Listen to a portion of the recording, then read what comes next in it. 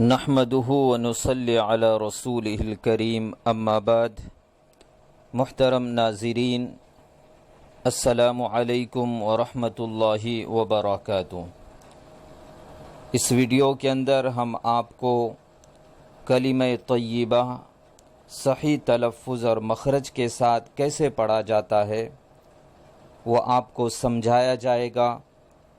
آپ خود بھی اور اپنی اولاد کو بھی اسی طرح مشق کروائے تاکہ ہمیں صحیح تلفظ کے ساتھ پڑھنا آ جائے۔ اس میں مشق کا طریقہ بھی بتایا گیا ہے۔ آپ اپنے بچوں کو بھی اس طریقے سے گھر میں بیٹھے بیٹھے مشق کروا سکتے ہیں اور آپ خود بھی چیک کر سکتے ہیں کہ میرا بچہ کلمہ طیبہ صحیح پڑھ رہا ہے یا نہیں۔ بسم اللہ الرحمن الرحیم۔ کلمہ طیبہ لا الہ الا اللہ محمد رسول اللہ۔ لا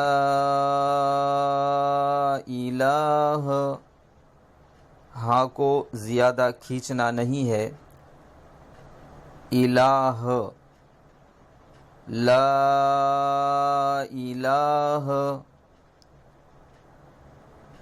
الا اللہ، اللہ کو پر پڑھا جائے، محمد رسول اللہ۔ لا الہ الا اللہ محمد رسول اللہ۔